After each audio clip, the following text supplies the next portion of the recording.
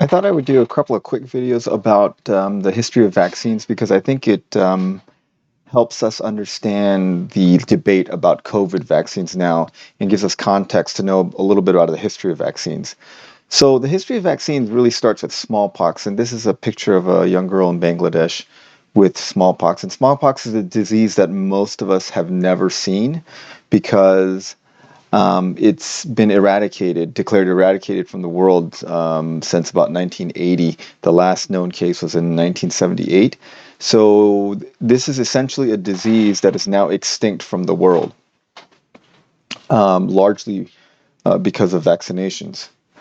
And so the history of smallpox is really old, and we don't know exactly when smallpox started.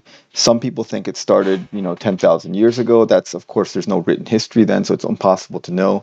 But the earliest written accounts that represent smallpox date back to about 1000 BC in China, and there's some ancient texts in India that also mention it.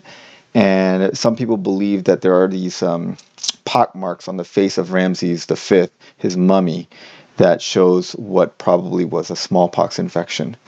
But it's pretty clear that around the early ADs, like 4 or 500 AD, that smallpox, the disease as we knew it in modern times, was rampant in the world. And it affected large amounts of people. Like there was a plague called the Antonine Plague around AD 108, which killed about 7 million people, which back then was a huge proportion of the world population. When it was introduced into the New World, when the Spanish and Portuguese conquistadors went to South America, it caused widespread death amongst the Aztecs and the Incas, and that's how the Aztec and Incan Empire fell to the Spanish and Portuguese conquistadors, even though they were a fairly advanced society with a good military. They probably lost more than half their population to smallpox because they had no innate immunity to smallpox. So, and even in the 20th century, as recently as the 20th century, people estimate between 300 and 500 million people died from smallpox. And smallpox is a disease that kills between 20 to 60% of the people. Most texts say about 30% fatality rate, so that's a very fatal disease. And then most of the survivors are left with disfiguring scars, and many of them have very severe side effects like blindness.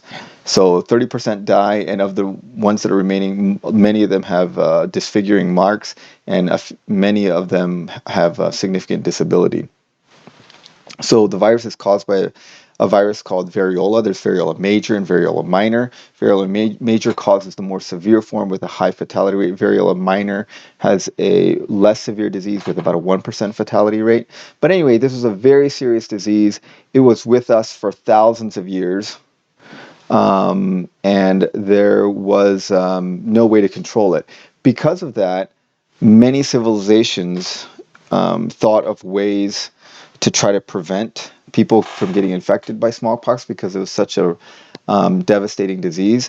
And in China, what they used to do is they would take the pustules from patients that had it. They would scrape them off, dry them, and then grind them into a powder, put them in cotton balls, and then they would blow them with this silver pipe into the noses of people to try to prevent them from getting a more severe form of the disease. This would give them a low dose of it, of a weakened virus, and they would get the disease but not as bad. Because as early as 400 BC, people realized that people that had smallpox once couldn't get it again. So when someone fell ill with smallpox, they would find someone that had smallpox before to take care of them because they knew they couldn't get it again. So they made the logical assumption that, hey, if we can get someone kind of infected with smallpox, that maybe we can prevent them from getting a bad form of smallpox. So in China, they did this method. In India, they would take some pustules and scratch it into the skin. And then in Africa and Sudan, what they would do is mothers, when they would find someone in the village, a child that got smallpox, the mothers in the village would go and tie cloths around the baby for a few days, and then they would take those cloths and tie it around their own babies, so that they hopefully would give their children a lesser version of smallpox to prevent worse disease in the future. This eventually was called variolation, and this was spread to North America and to Europe by by trade and talking to people from these places where it was practiced, and it became fairly widely practiced in Europe as well. So then this leads to the story of Edward Jenner, and some people that may have studied medicine or the history of medicine will know who Edward Jenner is. Edward Jenner was a British physician, and what he noticed was that there was this folklore in the British countryside that milkmaids that got this thing called cowpox, and cowpox was a very similar disease that happened in cows, but it wasn't very severe with them, but they would get these pox on their udders. And then when milkmaids and people that worked with the cows touched them, they would get what they called cowpox, and usually it would be in their hands. It's not a very severe disease. And there was this folklore that if you got cowpox, you wouldn't get smallpox. So Edward Jenner decided to investigate this, and he wrote a book called An Inquiry into the Causes and Effects of the Variola Vaccine. And it's a little booklet that he published back in 1798, and you can actually, the National Library of Medicine has digitized the actual book, and you can read it yourself, which was pretty interesting when I found out that you could do it. And what he did is, you can see in here that he talks about various cases, case 1, case 2, case 3. And so he talks about all these cases that he observed of people that got cowpox, and then he tried to variolate them with smallpox, and they wouldn't get any disease from it. So this is a picture of case number, let's see, that is 16, which is a dairymaid named Sarah Nelms. This is her hand, so they would get these pustules. And so what he did is he scraped one of these, and he purposely infected a healthy boy about 8 years old for the purpose of inoculation. The matter was taken from the forehand of the dairymaid who was infected by her cows, and this happened on the 14th of May, 1796, into the arm of the boy by 2 superficial incisions, barely penetrating the skin, about half an inch long. This is an interesting story because this child, then his name was, let me look in here.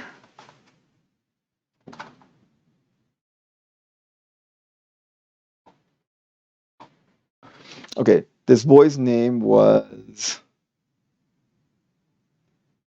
okay, it's coming here.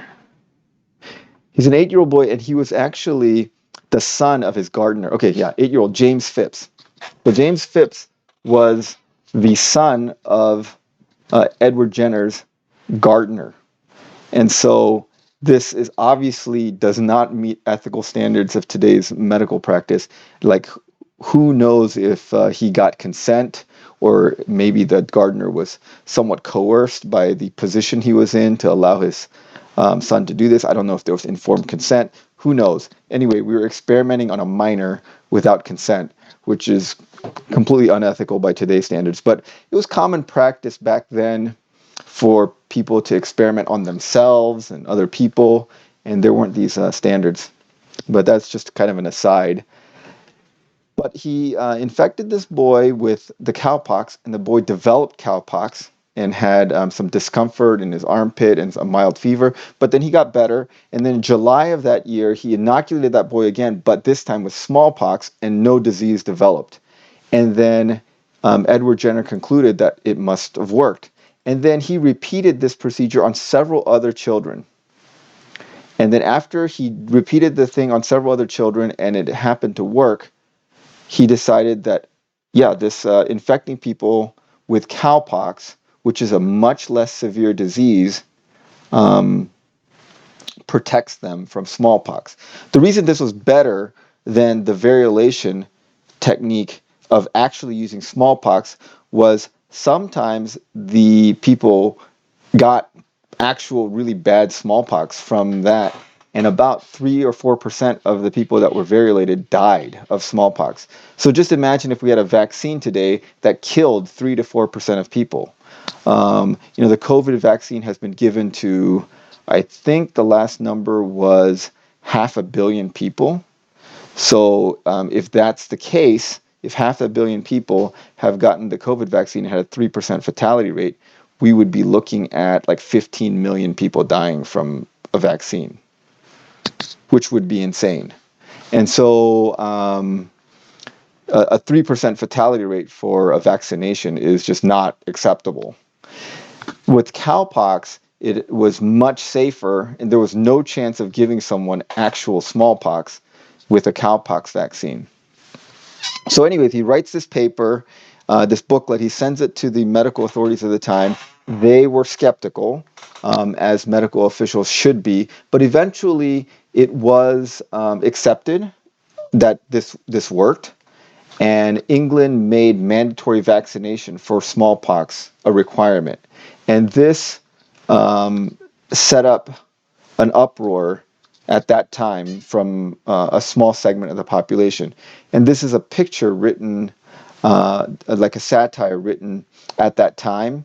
And people believed all kinds of things about it. They believed that you would turn into a cow, you would turn children into cows, or at least give them bovine characteristics by giving them the cowpox. And so there's these pictures of little cows growing out of people. And they believed that it was not God's intention to use a lesser animal and inject it into humans.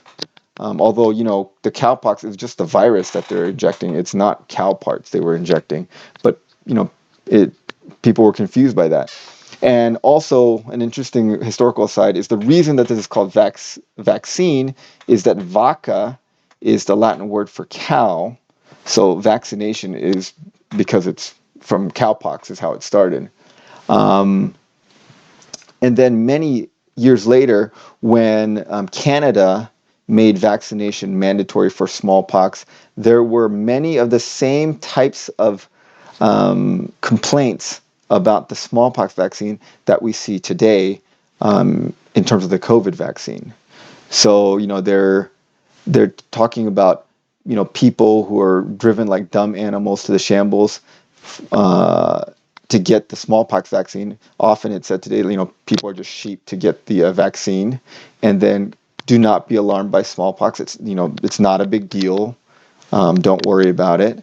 And then, this is a little excerpt from the pamphlet. It says, vaccination has been weighed in the balance and found wanting. Vaccination does not prevent smallpox. Vaccination does cause loathsome and often fatal diseases. Many children are killed outright, and thousands have had their health ruined by it. Vaccine does not lessen the severity or fatality of smallpox. The proportion of vaccinations who have had smallpox has steadily increased, and vaccination has extended. In the last epidemic of smallpox, 92% of persons who had been percent of the people who had smallpox were people that had been vaccinated. So there's some kind of fear mongering and kind of distortion of the truth. Things that are partially true, and then here's a newspaper ad about how they feel like it's an outrage on personal liberty. And then, of course, there is the assent to authority. They find medical professionals that are against the vaccine. Like here it says, our proof that vaccination is both useless and dangerous. Read the following medical advice from the most eminent physicians. Dr. Collins, for 20 years as a public vaccinator of London, says, after 20 years experience as a public vaccinator, I'm convinced that no amount of care, nor attention to detail, nor cautious selection of lymph can obviate the risk of vaccination being followed by erysipelas inflammation. In fact, there is no certainty in the operation. And Dr. John Epps, after 25 years as director of the Jenner Institute of London, England, after vaccinating about 120,000 people, that's amazing that he did that, finally declares vaccine virus is a poison. It penetrates all organic systems. It is neither antidote nor cordial, nor does it neutralize the smallpox. No one has the right to transplant such mischievous poison into life of child. Sounds horrible. So these are kind of the things that they were saying about the smallpox vaccine. But overall, the smallpox vaccine was extremely successful. Um, it was isolated later by Louis Pasteur into its component virus, which they called the vaccinia virus, which interestingly turns out to be somewhat different than the virus that causes smallpox. So somehow during the passage of the virus, it either had transformed into another virus, or a different virus was being used that was different from the cowpox virus eventually as later vaccinations happened. But the vaccinia virus is the virus that's used currently in smallpox vaccines. None of us are vaccinated for smallpox anymore because it just does not exist in the world and there's no reason to get vaccinated. And what happened was that in 1959, the WHO started a plan to rid the world of smallpox. And it was difficult because, they had to vaccinate people through wars and conflicts and inaccessible places. Eventually, though, they did get it done, and the world was declared free of smallpox on May 8th, 1980. So this is a disease that had killed, over 1 billion people throughout its history. Just in the 20th century, killed 300 million people, had a 30% fatality rate. And so for thousands of years, it was not controllable. And then a worldwide vaccination program basically eradicated disease on May 8th, 1980. So this is a little map, and basically the last known case of variola major was in 1975 in Bangladesh, and the last known case of variola minor was in 1977 in Somalia. And so in 1980, so 3 years, for 3 years, we observed, and there were no cases, and then there have been no cases since 1977 of any kind, variola major or minor. And so it was declared free of smallpox in 1980. So kids are no longer vaccinated against smallpox because there's no need to. However, there are 2 locations in the world that officially store and handle the virus that causes smallpox. They are the Centers for Disease Control in Atlanta, Georgia, and the State Research Center of Virology and Biotechnology in Kosovo, Russia. So Russia and the United States have stores of this virus. It is one of the viruses that could be a very significant weapon for like bioterrorism or as a bioweapon. And because of that fact, the United States actually keeps a strategic store of smallpox vaccine. It's stored somewhere. We don't know where it's stored, but they have enough stores of smallpox vaccine to vaccinate every person in the United States stored. So they have like over 300 million doses of this vaccine stored someplace, just in case there is an attack. And I believe that certain military personnel are still vaccinated for smallpox, just in case there is a biological attack.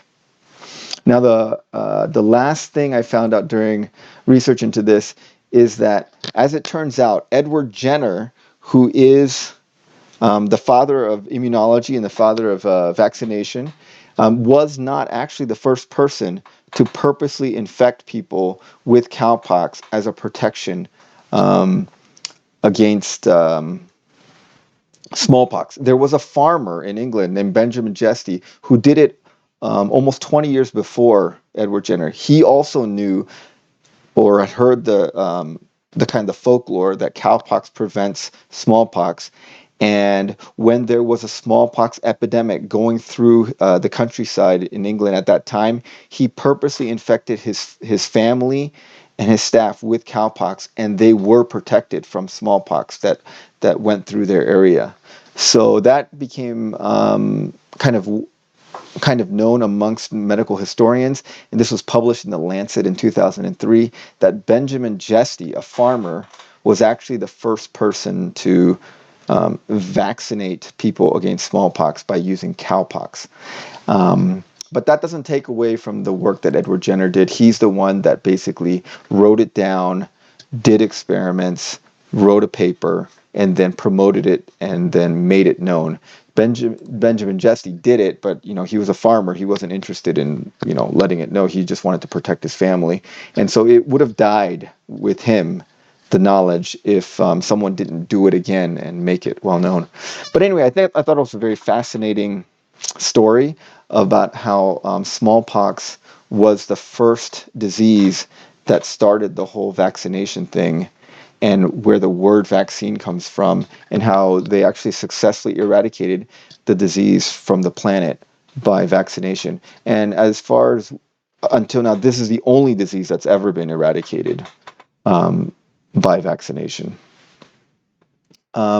If there's some interest in this, there is a little bit more interesting about the polio vaccine that we could cover in another video.